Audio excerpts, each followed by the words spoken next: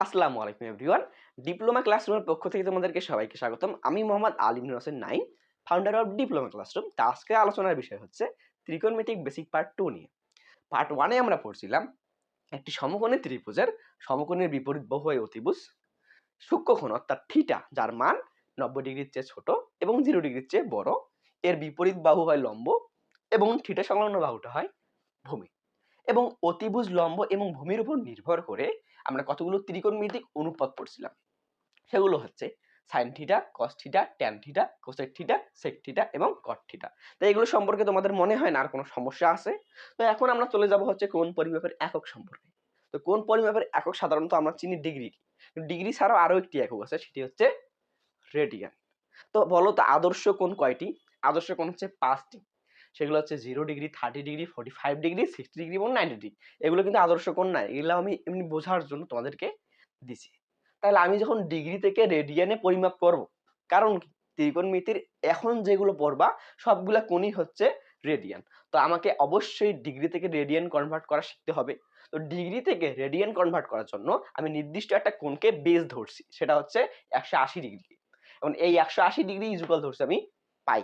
তাহলে ভাবো তো 180 ইজুকাল যদি পাই হয়, তাহলে 90 ডিগ্রি ইজুকাল কি হবে ভাইয়া? Pi by 2। যেখানে পাই এর মানে 180, 180 ভাগ 2 দাও 90 আসতেছে। তেমনি ভাবে আমি 60 ডিগ্রি ইজুকাল ধরছি পাই বাই 3। পাই এর মান হচ্ছে 180, 180 ভাগ 3 দাও 60 আসবে। এমন করে আমি 45 ইজুকাল ধরছি পাই বাই 4, 30 ইজুকাল ধরছি পাই বাই 6 এবং 0 ডিগ্রি ইজুকাল ধরছি 0 রেডিয়ান। এতটুকু ক্লিয়ার? এবং 270 ইজুকাল ধরছি 3 পাই বাই 2। কারণ কি ভাইয়া? 3 তো 3, পাই বাই 2 মানে কি ভাই 90, 90 গুণিত 3 দাও 270 আসবে। Same to same 360 degree equal ধরছি 4 গুণিত পাই বাই 2। পাই বাই 2 মানে তো 90, 90 গুণিত 4 দাও 360 আসবে। কিংবা এটাকে লেখা যায় 2 পাই। পাই মানে হচ্ছে 180 ডিগ্রি, 180 গুণিত 2 দাও 360 আসবে। এতটুকু ক্লিয়ার? এইগুলো কিন্তু তোমাদের জানতে হবে, কারণ কি এখন যে কোণের পরিমাপগুলো তোমরা করবা সবগুলো হচ্ছে রেডিয়ানে, ডিগ্রিতে নাই। ক্লিয়ার? তো এখন আমরা আসবো চতুর্ভাগে। তোমরা অক্ষ তো চিনেই থাকবা যে এক্স ও এক্স ড্যাশ এটা একটা অক্ষ, ওয়াই ও ওয়াই ড্যাশ এটা একটা অক্ষ। এটা হচ্ছে আনুভূমিক অক্ষ, এটা হচ্ছে উলম্ব অক্ষ। যখন এই এক্স ও এক্স ড্যাশ অক্ষ এবং ওয়াই ও ওয়াই ড্যাশ অক্ষ পরস্পর সমকোণে ছেদ করবে, তখন একটি চতুর্ভাগ উৎপন্ন হয়। কি বলছি? এক্স ও এক্স ড্যাশ একটি অক্ষ, ওয়াই ও ওয়াই ড্যাশ অক্ষ, এই অক্ষদ্বয় যদি পরস্পর সমকোণে ছেদ করে তখন একটি চতুর্ভাগ উৎপন্ন হয়। তাহলে হয় এই যে একটা চতুর্ভাগ উৎপন্ন হয়েছে, কারণ কি? কারণ এখানে 90 ডিগ্রি অ্যাঙ্গেলে কি করছে? ছেদ করছে। এতটুকু তো ক্লিয়ার হওয়ারই কথা। এখন এই চতুর্ভাগের আবার বিভিন্ন ধরনের নাম আছে। প্রথম চতুর্ভাগ, দ্বিতীয় চতুর্ভাগ, তৃতীয় চতুর্ভাগ এবং চতুর্থ চতুর্ভাগ। এই প্রথম চতুর্ভাগ, দ্বিতীয় চতুর্ভাগ, তৃতীয় চতুর্ভাগ আবার চতুর্থ চতুর্ভাগ কোনটা? তার আগে জেনে নাও এই যে চতুর্ভাগের প্রতিটা কোণই হচ্ছে কি 90 ডিগ্রি। অর্থাৎ এইখান থেকে এই কোণ 90 ডিগ্রি, এইখান থেকে এই কোণ 90 ডিগ্রি, এইখান থেকে এই কোণ 90 ডিগ্রি, এইখান থেকে এই কোণ 90 ডিগ্রি। তার মানে চারটাই 90 ডিগ্রি। তাহলে চারটা 90 ডিগ্রি হলে পুরো কোণটা বলতো কত ডিগ্রি? এইখান থেকে শুরু করে আমি যদি আবার এখানে আসি তাহলে কত ডিগ্রি হবে? এক বৃত্তীয় কোণ অর্থাৎ 360 ডিগ্রি। আশা করি ক্লিয়ার। এখন কোন চতুর্ভাগের নাম কি কি এইটা আমাকে বের করার জন্য একটা টেকনিক মনে রাখা লাগবে। সেটা হচ্ছে ক্লকওয়াইজ আর এন্টি ক্লকওয়াইজ। একটা ক্লকওয়াইজ মানে হচ্ছে ঘড়ির কাঁটার দিকে, আর এন্টি ক্লকওয়াইজ মানে হচ্ছে ঘড়ির কাঁটার বিপরীত দিকে। তো দেখো এইটা একটা ঘড়ি। তো ঘড়ির কাঁটা সাধারণত কিভাবে ঘোরে বলতো? এই দিক দিয়ে ঘোরে না? এই দিক দিয়ে ঘোরে কি ঘোরে না? হ্যাঁ, যেহেতু ঘড়ির কাঁটার দিকে বলতেছি তার মানে ক্লকওয়াইজ, অর্থাৎ ঘড়ির কাঁটাটা ঘোরে এই দিক দিয়ে। কিন্তু আমরা এই চতুর্ভাগের নামকরণটা করব ঘড়ির কাঁটার বিপরীত দিকে, মানে কি অ্যান্টি ক্লকওয়াইজ।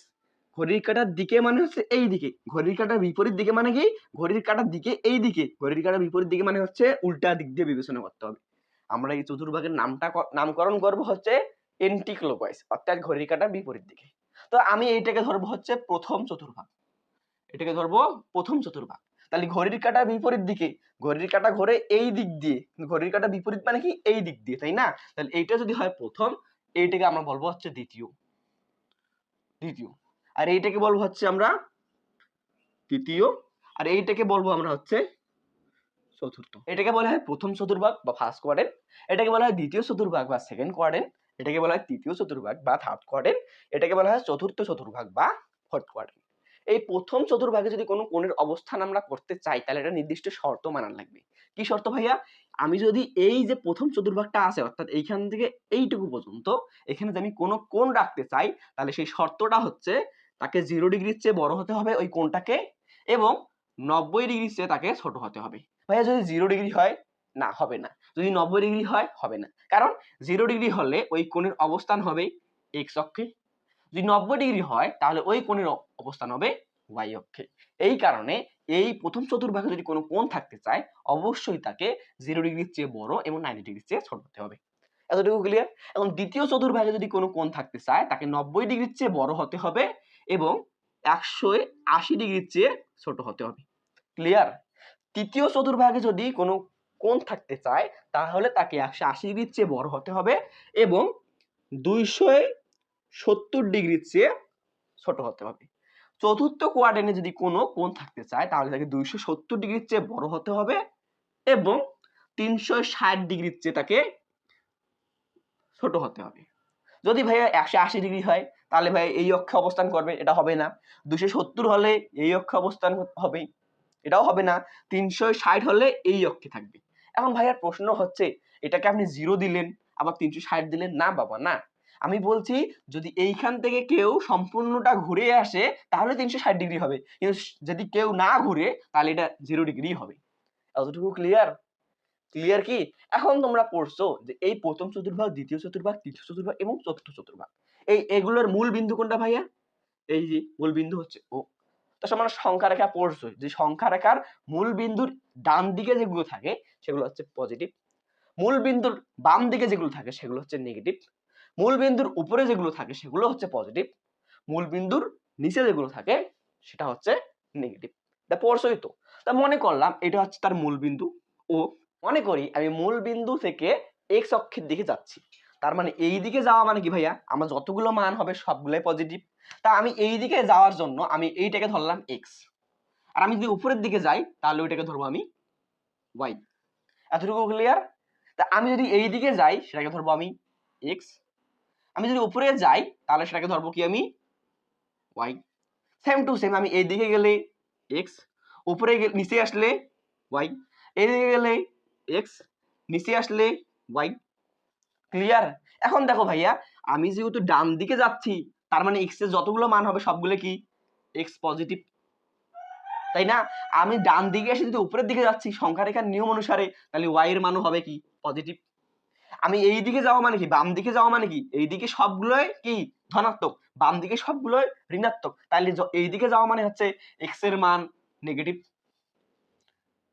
আর উপরে যাওয়া মানে কি ওয়াই এর মান পজিটিভ, তাই না? তাই আবার এই দিকে আসা মানে কি ভাইয়া? এই ক্ষেত্রে এক্স এর মান নেগেটিভ। আবার নিচে যদি আসি অর্থাৎ এই কোয়াড্রেন্টে যদি থাকতে চাই তাহলে ওয়াই এর মানও নেগেটিভ, কারণ ওয়াই এর মানের ক্ষেত্রে উপরে পজিটিভ নিচে নেগেটিভ, এক্স এর মানের ক্ষেত্রে এইদিকে পজিটিভ এইদিকে নেগেটিভ। এখন যদি আমি এই কোয়াড্রেন্টে থাকতে চাই তাহলে আমাকে আগে এইদিকে যাওয়া লাগবে অর্থাৎ এক্স পজিটিভ, আর নিচে আসা মানে হচ্ছে ভাইয়া ওয়াই নেগেটিভ। তার মানে আমরা বুঝতে পারলাম এই চতুর্ভাগে এক্সও পজিটিভ ওয়াইও পজিটিভ, এই চতুর্ভাগের ক্ষেত্রে এক্স নেগেটিভ ওয়াই পজিটিভ, এই চতুর্ভাগের ক্ষেত্রে এক্সও নেগেটিভ ওয়াইও নেগেটিভ, এই চতুর্ভাগের ক্ষেত্রে এক্স পজিটিভ ওয়াই নেগেটিভ। এই যে চতুর্ভাগগুলো পড়তেছি এই চতুর্ভাগে আবার নির্দিষ্ট কিছু অনুপাত শুধু পজিটিভ, বাকি সবগুলো নেগেটিভ। এখন কি কি ভাইয়া অনুপাত পজিটিভ আর কি কি নেগেটিভ একটু বলেন তো? এই যে আমরা দ্বিতীয় চতুর্ভাগ পড়তেছি এখানে শুধু সাইন আর কোসেক পজিটিভ, শুধুমাত্র সাইন আর কোসেক পজিটিভ, বাকি সবগুলাই কি নেগেটিভ। কি বলছি? দ্বিতীয় চতুর্ভাগের ক্ষেত্রে শুধুমাত্র সাইন আর কোসেক পজিটিভ, বাকি সবগুলাই নেগেটিভ। তৃতীয় চতুর্ভাগে কি ভাই? তৃতীয় চতুর্ভাগের ক্ষেত্রে শুধুমাত্র ট্যান আর কোয়াড পজিটিভ, বাকি সবগুলা অনুপাতই হচ্ছে নেগেটিভ। চতুর্থ চতুর্ভাগের ক্ষেত্রে কি ভাইয়া? শুধুমাত্র কস এবং সেক পজিটিভ, বাকি সবগুলোই নেগেটিভ। প্রথম চতুর্ভাগের ক্ষেত্রে ভাইয়া অল পজিটিভ, অল পজিটিভ। কি বলছি?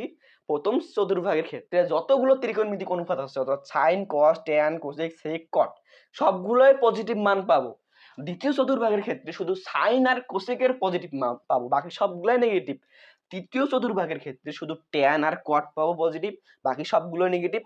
চতুর্থ কোয়াড্রান্টের ক্ষেত্রে শুধুমাত্র কস আর সেক পাবো পজিটিভ, বাকি সবগুলো হচ্ছে নেগেটিভ। এখন প্রশ্ন হচ্ছে ভাইয়া এইখানে কেন সবগুলো পজিটিভ হইলো, এইখানে শুধুমাত্র কেন সাইন কোসেক পজিটিভ হইলো, বাকিগুলো কেন নেগেটিভ হইলো, এইখানে কেন শুধুমাত্র ট্যান কট পজিটিভ হইলো, এইখানে কেন মাত্র শুধু কস আর সেক পজিটিভ হলো, এটা জানার বিষয় না? হ্যাঁ, এটা জানার বিষয়। তো এইটা তোমাকে জানতে গিয়ে আগে একটা অঙ্কন করে নিতে হবে। সেই অঙ্কনটা হচ্ছে, মনে করো এটা একটা স্থির রেখা।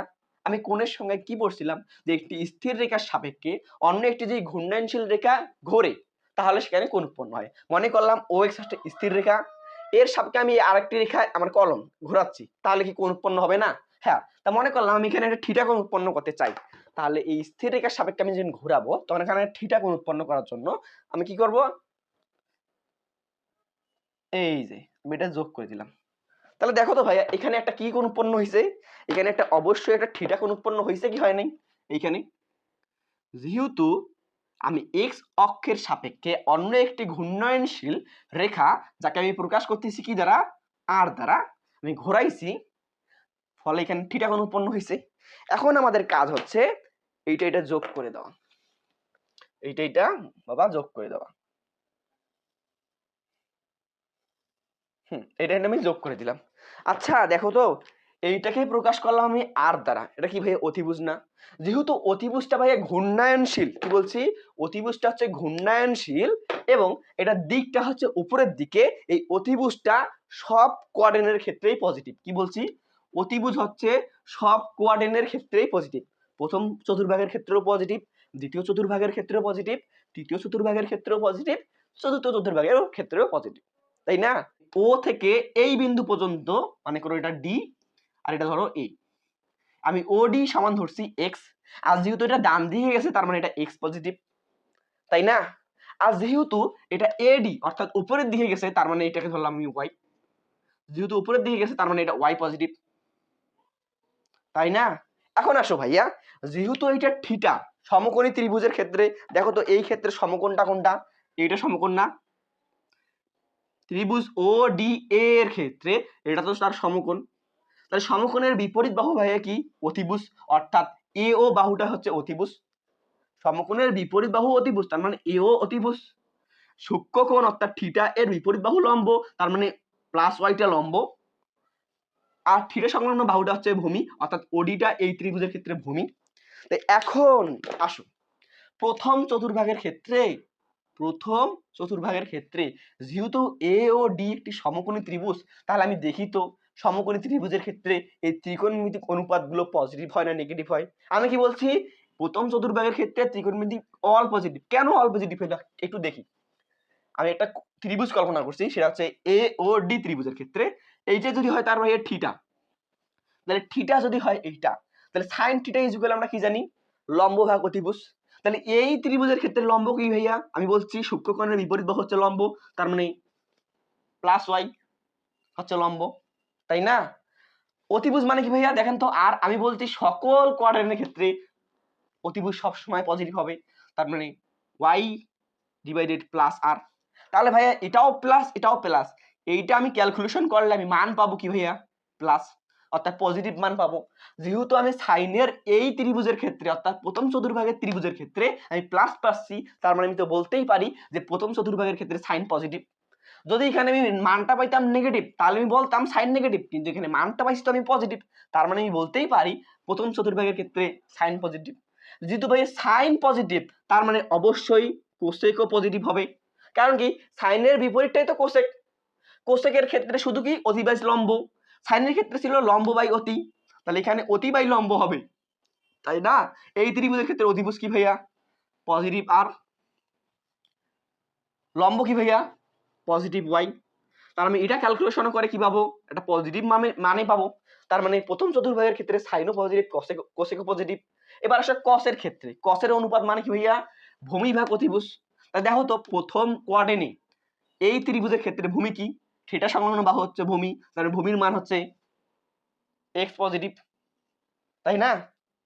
অতিভুজ মানে কি ভাইয়া, প্লাস আর, তার মানে এখানে দুইটাই প্লাস, তার মানে এখানে মানটাও পাবো আমি প্লাস, তাই না? যেহেতু কস পজিটিভ পাইলাম, তার মানে কসের বিপরীত কে? সেক না? তাহলে সেকও আমি কি পাবো? পজিটিভ পাবো। এতটুকু তো ক্লিয়ার। কারণ কি, এখানে অতিভুজ মানে কি? প্লাস আর, ভূমি মানে কি? Plus x. তার মানে এটার ক্যালকুলেশন করে, যেহেতু দুইটাই পজিটিভ, ক্যালকুলেশন করে আমি এটাও পজিটিভ পাবো। ট্যানের ক্ষেত্রে দেখো তো ভাইয়া, ট্যান মানে কি? লম্ব ভাগ ভূমি। লম্ব কি ভাইয়া? Y positive. ভূমি কি ভাইয়া? X positive. তার মানে আমি ট্যান পাবো হচ্ছে ওয়াই পজিটিভ প্লাস ভূমি এক্স পজিটিভ। ট্যান যেহেতু পজিটিভ পাইলাম, তার মানে কটও পাবো সেম টু সেম। কট পাবো হচ্ছে ভূমি এক্স পজিটিভ, লম্ব ওয়াই পজিটিভ। তার মানে এটা ক্যালকুলেশন করেও আমি একটা পজিটিভ মান পাবো। তার মানে কি বুঝলেন? যে প্রথম চতুর্ভাগে যদি কোনো ত্রিভুজ থাকে বা একটা কোণ থাকে, সেটার ক্ষেত্রে ত্রিকোণমিতিক যতগুলো অনুপাত আছে সবগুলোই পজিটিভ হয়। দেখাইলাম তো কেন পজিটিভ হইলো। এই কারণে আমি বলবো যে প্রথম চতুর্ভাগে যতগুলো ত্রিকোণমিতিক অনুপাত আছে সবগুলাই পজিটিভ। এতটুকু নিয়ে তো কারো কোনো কনফিউশন না থাকারই কথা, তাই না? এটা হচ্ছে প্রথম চতুর্ভাগের ক্ষেত্রে। এখন আমি কল্পনা করব হচ্ছে কোন ত্রিভুজের ক্ষেত্রে? দ্বিতীয় চতুর্ভাগের ক্ষেত্রে। তো দ্বিতীয় চতুর্ভাগের ক্ষেত্রে সেম টু সেম আরো একটা আমি কোণ কল্পনা করব দ্বিতীয় চতুর্ভাগের ক্ষেত্রে। তো কোণটা বারবার না বলে আমি ডিরেক্ট চিত্রটাই অঙ্কন করে নিই। তো মনে করলাম এইখান থেকে এই পর্যন্ত যোগ করলাম, দেন এইখান থেকে এই পরিমাণ যোগ করলাম। বাট এই ত্রিভুজ কল্পনা করো। এখন দ্বিতীয় চতুর্ভাগের ক্ষেত্রে অপর একটি ত্রিভুজ কল্পনা করো, যার নাম এটা ও, এটা দিলাম এ, আর এটার নাম দিলাম হচ্ছে ডি। এটা হচ্ছে দ্বিতীয় চতুর্ভাগের ক্ষেত্রে। দ্বিতীয় চতুর্ভাগের ক্ষেত্রে ভাইয়া মনে করলাম ওডি, অর্থাৎ বাম দিকে আসছে। এই ক্ষেত্রে ভাইয়া এক্স এর মান কি হবে? নেগেটিভ হবে না? আমি ওডি ইজ ইকুয়াল ধরলাম এক্স, যেহেতু বাম দিকে আসছে তার এক্স এর মান হবে নেগেটিভ। এতটুকু তো ক্লিয়ার হওয়ার কথা। আর আমি কি বলছিলাম? সমকোণের বিপরীত বাহু কি? অতিভুজ। তার মানে এওটা হচ্ছে অতিভুজ, আর অতিভুজকে আমি কি দ্বারা প্রকাশ করব? আর দ্বারা। আর আমি কি বলছি?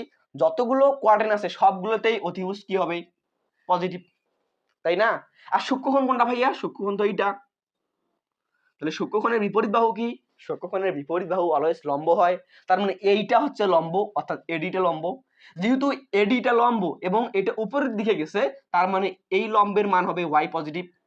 ক্লিয়ার? অতিভুজ অলওয়েজ পজিটিভ হয়। যেহেতু লম্বটা উপরের দিকে গেছে, তার মানে আমরা বলতেই পারি এখানে ওয়াই পজিটিভ।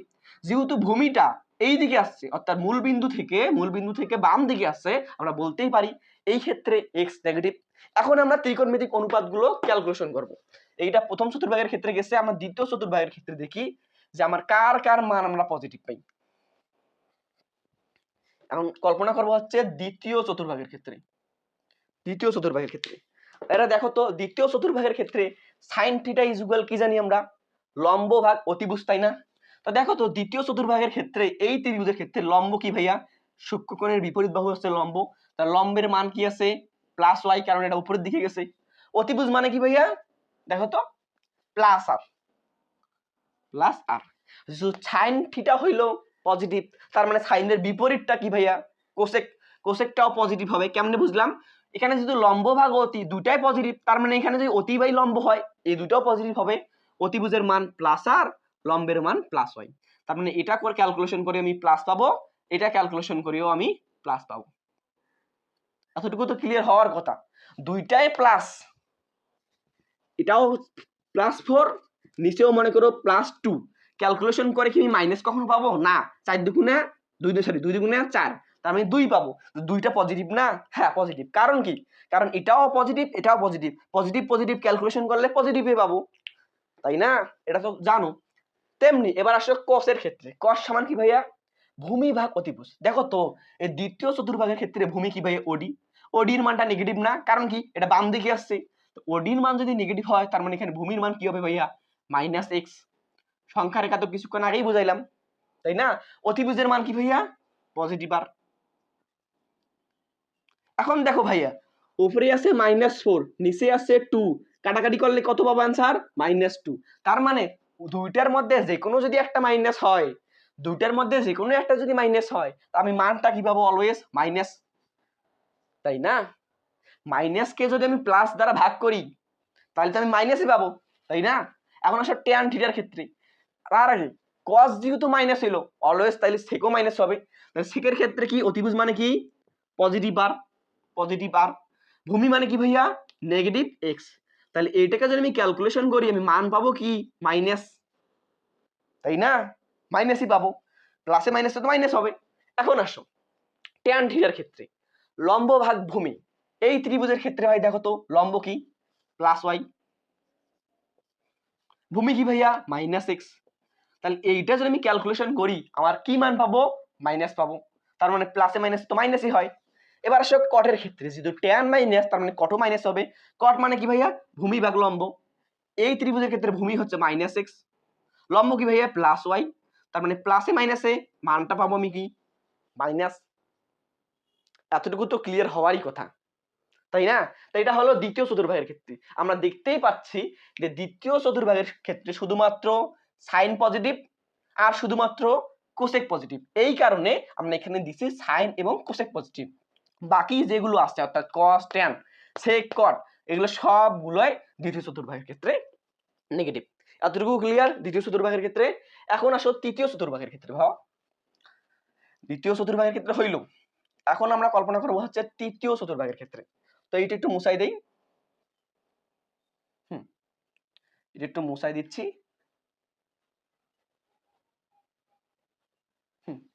তৃতীয় চতুর্ভাগের ক্ষেত্রে একটু কল্পনা করো তো, দেখো তো তৃতীয় চতুর্ভাগের আমি যদি কোণ উৎপন্ন করতে চাই তাহলে এই বরাবর কোণটা দিলাম, এই বরাবর কোণটা দিলাম, আর লম্বটা দেওয়া লাগবে এই বরাবর,